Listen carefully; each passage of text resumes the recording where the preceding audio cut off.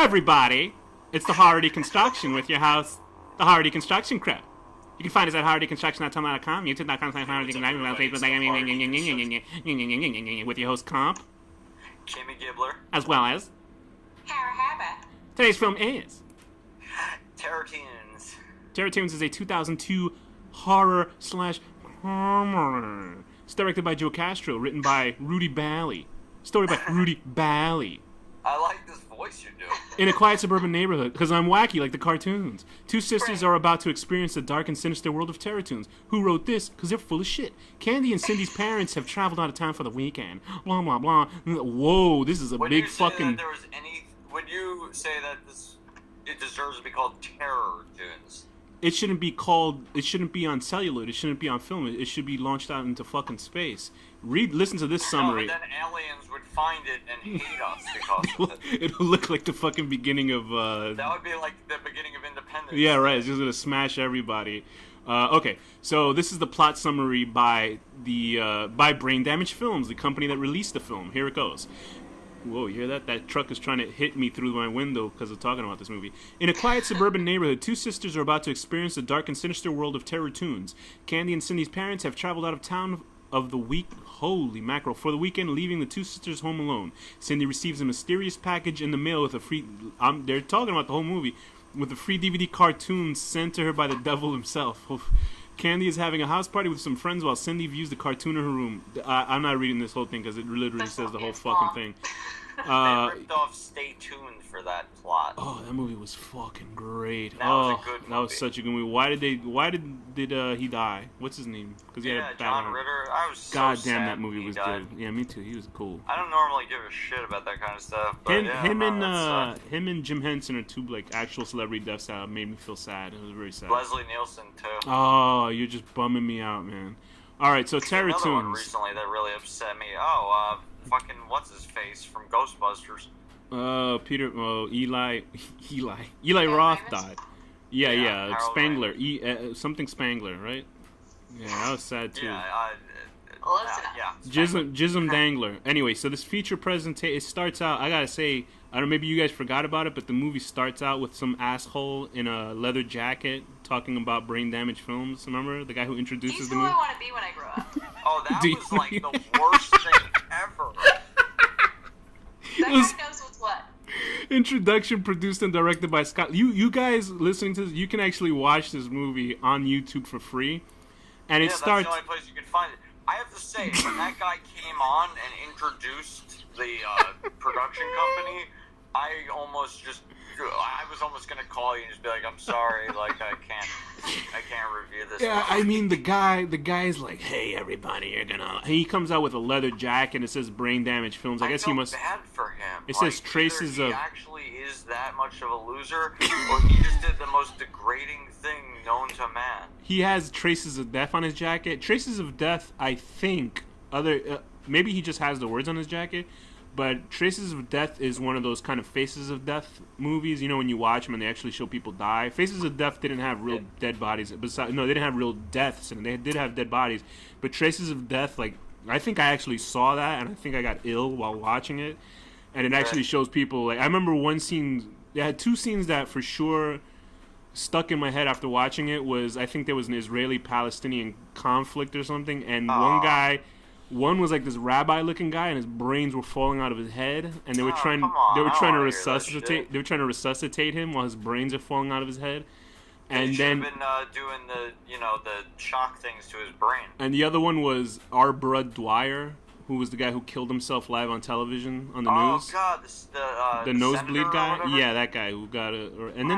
And then some guy getting his hand chopped off too, and then they stopped the bleeding by putting a plastic bag around it. It was pretty fun. Ugh. Anyway, Childhood memories with Alex. Yeah, right. So, you're so fucked up. I'm from the hood. I'm hardcore.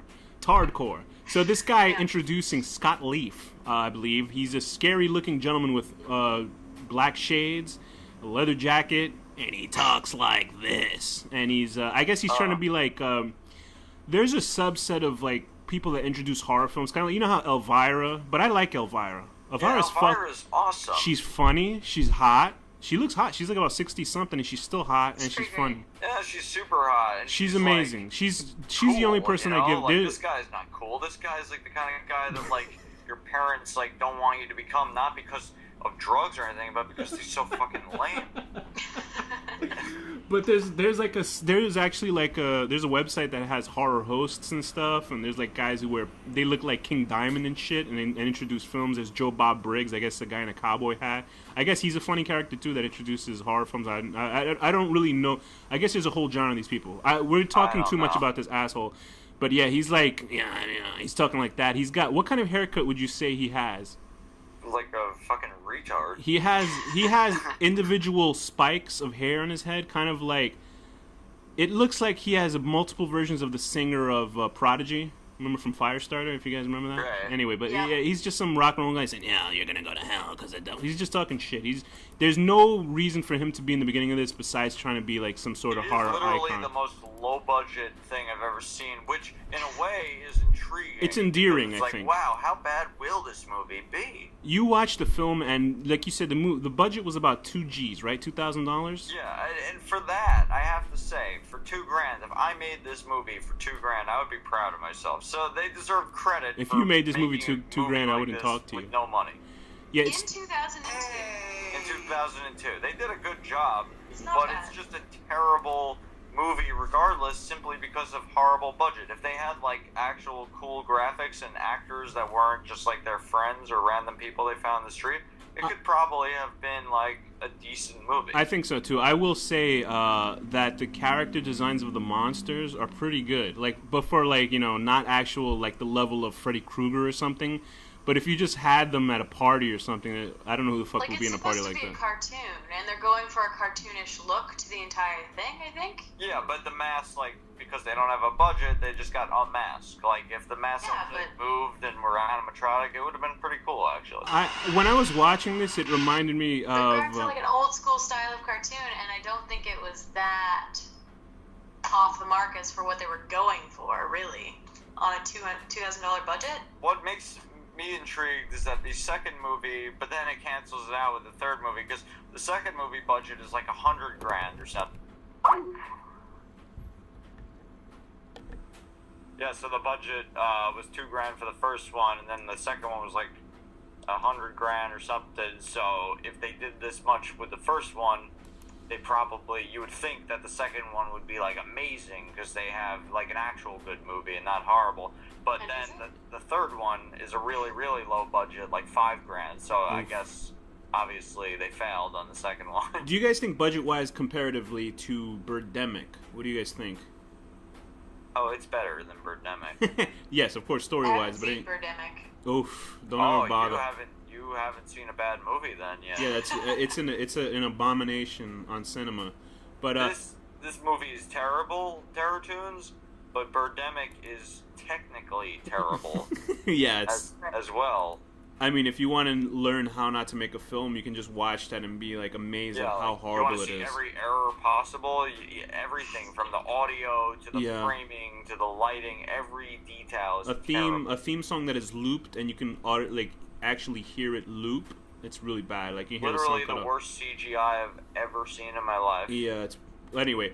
But we can talk again about that horrible movie. But with this film, there's something that bothered me watching it. Obviously, because it had $2,000 budget, it made me think about this really cheapo, pornorific horror film that I saw in the late '80s, early '90s called Evil Toons. And Okay. Evil Toons was a Evil Toons is a movie that starred a bunch of like these four sorority sisters that live in this house, and they actually fight a demon. It's like a wolf kind of character, but it's like an actual 2D cell animated cartoon character.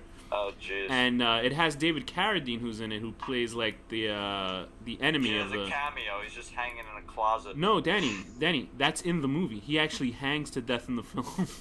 Oh, really? I'm not kidding. I'm serious. That's worth Oh, it. that's funny. That's worth it alone just to watch that part. That's I feel like great. you might have mentioned that recently, actually. No, I did, but it was just funny to watch that. And I watched that and I was like, wow, how do they have the money for that film? Because that movie, I was looking at the Do you trivia think of that. that's what got him into that world? What do you mean? Like was his gateway drug. Yeah, right. Like he was just doing it like for the movie, and like it was like one of the choking him alone. He's like, whoa. One of the girls passed by him and accidentally rubbed his crotch while he was like hanging, and he was like, "Oh, I found my thing." Like a 5-point punch on his chest, and he just came out blood. Like, that's a thing. Thea, can you regale us about the cartoons? And I use my finger quotes while I'm saying this in this show. I mean, this film. Cartoons. Yeah, how did the cartoons look? Like, live action shot people that are inserted into cartoons, I guess. Yeah, it's basically a green screen with these guys in cartoonish elements. And do you remember? I know you might have blocked this out of your head, but you've seen this freshly. I'm watching it as we talk. The first scene with Doctor, whatever the fuck his face is. Doctor. Yeah, he's. I thought your phone cut off. Assassin. Your phone cut off, so it sounded like you just said Dr. Cuntlips. So that's what I'm gonna call him from now on. Oh no. And they're torturing that guy with the spinning hat, right? Was it like a propeller hat?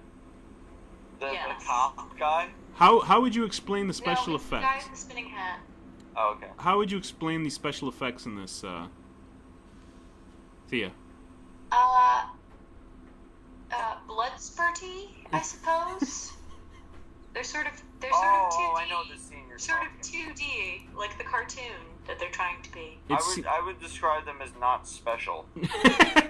Or special in the sense special of education, special effects. Or effective, I suppose. And it's weird because there are other like 2D framed characters that are shown, like Flash, and it's like all Flash animation. Like this whole movie, I think you can actually animate using Photoshop, and I'm pretty sure that's what they used in this film. Yeah, oh no, definitely liquefy tool and so shit like that. It's basically it's really horrible special effects, and I mean it's really embarrassing. Special effects not so bad, but most of it's pretty bad. Like when Doctor, what was the doctor's name again?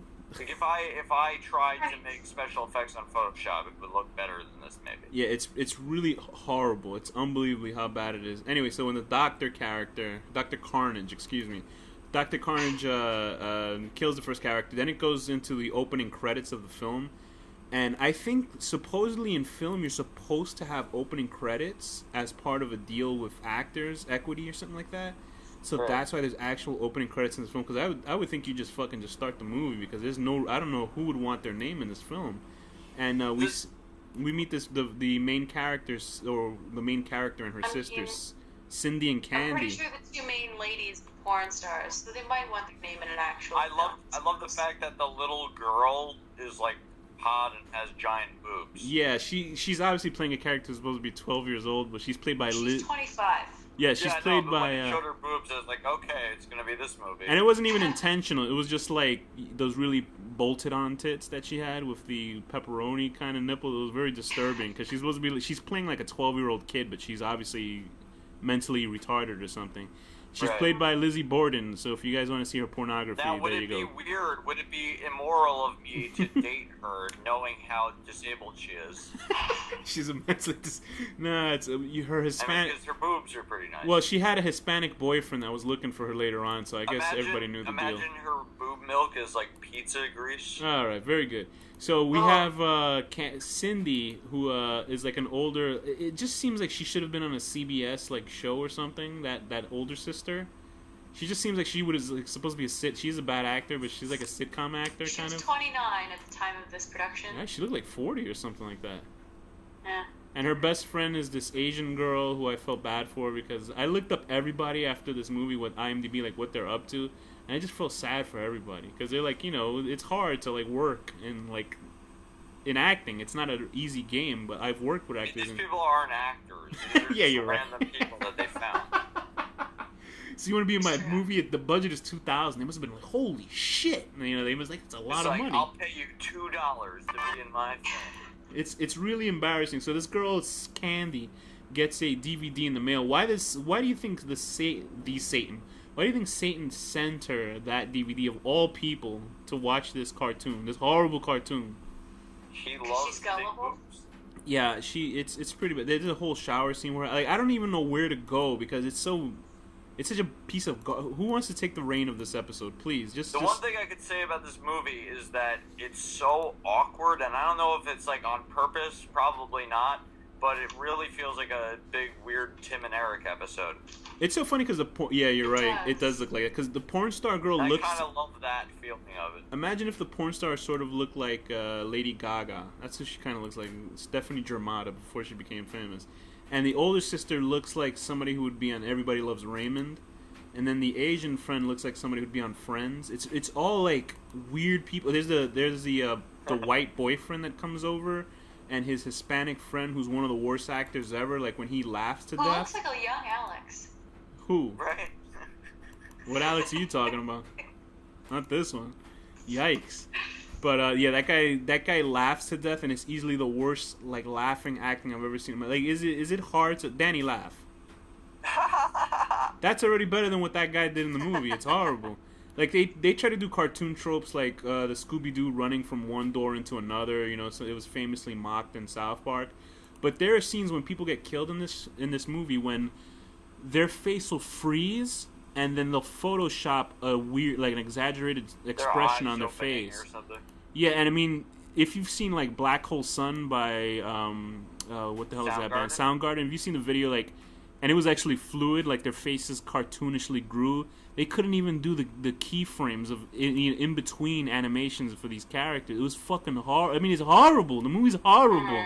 And it was pretty bad. I don't know what. And It was 2002. on first run, I don't know. I think these people like they probably had a good script, and it was I would on. say that Mortal Kombat animated thing was a little better. This was made this was made in 2002. It makes me feel like they had their budget in the fucking first tower of 9/11 because they must have blew that shit up. Because this is horrible. This movie is one of the worst. It's horrible. And when I first saw it, I was like, okay, they did the best they could with 2000. But now watching it again, I'm just like, this is bad. Like, it's really horrible. In the middle of it, they show and the laughter of the guy, like it's the same clip over and over and over. and you see, yeah, I know. I kind of grew Why to like couldn't that. they couldn't record someone laughing. I think two they were. other ways. I think they were dealing with special effects and sound effects of stuff that they had already, and they couldn't change it. Yeah, but what the fuck? Oh, yeah. Get a fucking $20 tape recorder and tape someone go ha ha ha or something. It's Already not better hard. than what he did. That laughing sound effect bothered the shit out of me. And then the cartoons that they have, like they couldn't just do flash animation. I guess they couldn't, but there's obviously And the story made no sense. Because the whole story is that this doctor's trying to capture this monkey thing or whatever. right. But they're like together as a team. Yeah, it's like So Tom and what is Jerry it? Is fucking he people up trying to capture him, or are they together? because it's I like think trying to make sense of this story is utterly pointless. it really Yeah. is. It's They're just supposed to be nutso and causing havoc in the quote-unquote real world. The one thing that was cool was the devil looked pretty cool. He was pretty cool. And the devil's English too. He has an English accent. That whenever you want to feel like you have some regality in the film, they'll have an English guy who's the devil because the devil's English, of course. He did a good Old guy. job. I liked him He as was the the devil. only good actor in the movie. I liked how he warped away too. Special effect of him freezing and turning into Photoshop fucking zapping powers and shit. It's unfathomable. I can't understand why I watched this movie. I understood why I watched this movie, but I can't forgive myself for watching this movie. What did you guys think were the best deaths in this film? Oh god. There was a scene. There's a cartoon cop as well, who lives in the cartoon world, and I thought the idea was cool. There's some ideas that are like, oh, okay, if they had money, it would be pretty awesome, but they don't, so we're stuck with what we have. So there's a cartoon cop character who comes into this reality, and and this makes me just think about that movie Cool World. You know how Cool World was kind of an interesting film. It wasn't really good, but it was an interesting premise. And they played around with live action and cartoons and shit. Did either of you guys watch that movie or no? I guess not. That's the one where I'm just trying to think of what was my favorite death of the movie still. But anyway, it's hurting my head a little. but in this film, the cartoon cop like blows up, and the movie freezes, and they Photoshop a skeleton in place, and I can't even like explain how horrible the animation of the two girls. They couldn't even have the girls like leap away from each other like they got caught in an explosion. The movie freezes on a photo of both girls, and they literally Photoshop them being exploded apart. Like the guy thought about that after he shot this movie, like 5 weeks later when he was editing, and I can't even I can't even think. I don't know what's going They on. shot it in 3 days. They? Leave you a lot of wiggle room. Okay. I mean, okay. I just will say, for 3 days, $2,000, it's amazing. Yeah, About for what I'd them. expect. But it's really good for what they did. But as an actual movie, take all that out. If I'm going to watch this movie, I would actually rather lay in my bed with a migraine. There is one thing that I'll say that they actually improved on for this budget of this film. That I'll say, with no fucking bullshit, they actually improved on a gag that's in Killer Clowns from Outer Space, and they actually made it a lot creepier. When the killer is using the younger sister as a dummy. Ventriloquist dummy? Yeah. And I actually thought, out of the whole movie, if the movie was just that 5 minutes, it was actually legitimately cool. Because I disagree completely. I think that the fucking cop one, Killer Clowns, was so much better. No, that's still cool, but this, her mouth, since they're using that limited cheap animation of her mouth flipping open like a dummy, and maybe because the lighting was right, it actually made it pretty cool. It's a horrible movie. Don't get me wrong, Dan. The movie stinks, but that was a good part. You're saying that they did something better than a movie that I thought it was. I thought it was actually creepier than that part. I get it. No. Killer Clowns from Outer Space is amazing. There's no touching it. But I thought that they did well for ripping off Killer Clowns on that part. Does that make sense? All right. Okay. Fine. I didn't mean to say it's a better movie, but yeah, I mean, I don't know. The whole point is that the devil is trying to press all these DVDs and send them all around the world to people's houses and make them watch Killer, whatever the fucking these terror tunes. And Thea, what are the greatest hits of this film for you?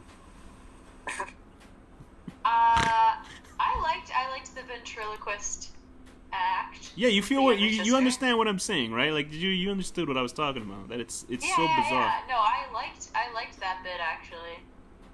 Honestly, I didn't mind this movie as much as I thought I would. Yeah. Like my friend Chris. Jesus Christ. No, because I went into this movie going, okay, they shot this movie in 3 days on a $2,300 budget, and it's basically like a cartoon spoof, which is all it is, really. Right. It's just a spoof of like old cartoons that these guys must have used to watch, plus a little bit of gore, and that's it. That's what the movie is. That's all it is. Yeah. And based on that, that's what they achieved. Yeah, to me it sounds like maybe if like a film class in like a high school all collaborated all year and made this, I'd be like, wow, that's really good. Yeah, like this is 8th grade mentally challenged kids in wheelchairs directed this, It's then you'd be also like, okay. more flash skills than I had when I was whatever age. So. But I think I've seen the cover of this movie for years and years and years. There used to be this video store, and always see it, and like I never knew what the hell it was, and I always knew that it probably was stupid. I will say, like, I was kind of like, okay, because the main, I knew that it was self-aware of being a shitty film, because the mother of the characters is played by a drag queen. And it's awesome. And I wanted him to be in or her to be in the movie a lot more, because it was so fucking fun. She was amazing. She does. She looks like, she's so fierce. Like, she's but like... I think my favorite part of the movie was the argument that the parents are having when they come home. And the mom's like, you had a beer in one hand and a bottle of tequila in the other. Yeah, it's... Right. And then you moonwalked into their cake. I would have been more curious to see that than the movie. Yeah, I know, that would have been actually pretty funny. But I wish they could have just shown the party that they were at. I mean, these films actually got enough fans to warrant 2 sequels to them, because the third one is still being in post-production. I don't know how much... The third one's budget is like lower than the second one. How much was the budget for the second one? What? How much was the budget for the second one? It was like $100,000 or something. It said on Impossible. Wikipedia. I don't believe it. Although the trailer did have a lot more characters in it, but they still had the horrible, shitty Photoshop effect of like an old man going ooh, ooh, like really bad. I mean, I'm sorry, but if you want to review the second one or the third one, I'm gonna straight up like quit the show. We should do that like in a year or something. But I think nowadays, like this film, there's so many animators that you can hire for the cheap that you can actually just animate cartoon characters. But I think people are used to how shitty this movie is made, that they'll want to have it. And I think maybe. So, what did you think, guys? What was the worst part? The guy who introduced the movie, or the actual movie itself? The guy who introduced the movie was so bad it was like intriguing. The movie actually was, I don't know, it had some like cool little Tim and Eric feeling moments, but I don't think it was on purpose. Yeah, but I think they know how shitty it was. I don't think they went into it going, "This is going to be a great movie." Yeah, no, you're probably right. For the execution, it's not good. For the ideas, it could have been good, but I mean, it's still a horrible movie. But when you're looking at how the budget and how well it was, I mean, how horribly it was put together on what they had, it's almost endearing, almost like I don't think I could have done it as good as that with $2,000. It almost seems like I think you could. I think it's a film where you watch somebody who's not mentally all there, and they made it, and you can be like, okay, I'm proud of you for making it. Like, it's this that is kind like of thing. the severely autistic guy down the street made this movie over the course of his lifetime, and like you all watch it like at a block party and clap for him. And then you like talk behind his back, and you're like, Jesus, he did a lot for that. You know what I mean? That kind of thing. So that, I mean, the movie's on YouTube. You can watch it. I think you can try to find the second one. I tried to find it on that website, but it didn't open for some reason. But it's not. It's something that's so horrible that you watch it and you go, oh, okay, that was something to see. Like there's this one scene that was just like so horrible. Was the spin the bottle scene. I thought that was probably the best edited scene of the whole movie. Like it actually had. I'm watching it, I'm like wanting to like kill myself. It was like it looked like a really bad like rock and roll party, like white people party kind of thing, and but I mean it was repetitive. Super cheesy. It's very repetitive. Yeah, but it's like cheesy beyond anything. Like but it's the whole movie's cheesy. It's the only part of the. I mean that was like cheesy, but not purposeful cheesy. Maybe it's the only part of the. I disagree. I think it was purposeful. I think the whole thing was kind of purposeful cheesy. It's the only part of the film that had competent like editing to it, like fade into and cross fades, because I think there was nothing supernatural going on. Maybe so he it was like trying to make like a reel or something. I mean, but guys, people, if you haven't watched the film and just listening to this episode, you have to just watch it. How bad it is because of the special effects are just. This is a movie to get drunk to or get high to. Sit down with a case of beer and a few friends and watch this movie. It's one of those type of films. So if that's what they were going for, then that's what it's worth. That's what it's like, worth watching. So, Thea, what rating do you give this movie? On entertainment value alone for myself, it's a thing that I would sit down and watch with friends drunk. So I would give it 7 ventrilo porn star dummies out of 10. 7. Entertainment wise, I watched this movie today. I was entertained. Wow. You like this superhero outfit? On entertainment alone, it's terrible. Thea's standards have gone down since hosting on our show sometimes. It's terrible. How we've ruined sorry. it. You guys need to watch The Burning Moon. That movie's fucking good. How dare you? A cop. That one's so bad that I could barely remember what it was. That was one with the German cop. That was with the German cop, and a woman's head fell on his car, and he was like, "Auf du Lieber." That was great. And then this one, I feel like knows what it is. Okay. Man, shit. The Burning Moon and was it knows great. It's shit, and it knows it's ridiculous. You still need to watch Killjoy 2, and you still need to watch Birdemic. Oh, those are horrible. Because those are definitely worse. Ugh. Only Birdemic 2 is worse than all those. Is it Killjoy 2 or is it Killjoy 1? Killjoy 2 is pretty. Killjoy 1 is pretty bad, but Killjoy 2 is. Killjoy 2 is a movie that's only an hour long. So I mean, that's horrible. All right, so Denny, what's your rating on this? It's very bad, but it's like slightly more enjoyable than this. I'll give this movie a 3 out of 34. No, it's worse than this. Yeah, I'll give this movie a 3 out of 34. There is some entertaining aspects of it because it's so awful, but I'm not going to be. I'm not as kind as Thea is. Yeah. 0.9 basically. A 3 out of 34. Having a stereotypical Chinese guy, an Asian guy, work for a Hong Kong pizzeria just to get killed. They could have. Usually, it's always a Hispanic guy that works for an Asian restaurant. So 3 out of 34. That guy. So Danny, what's your rating on this horrible piece of garbage? Gosh. I'm gonna give it a like a 2 out of 26. 2 out of 26. Like literally like the lamest man in the world. He's probably like, you know, like Amber Alert type of thing.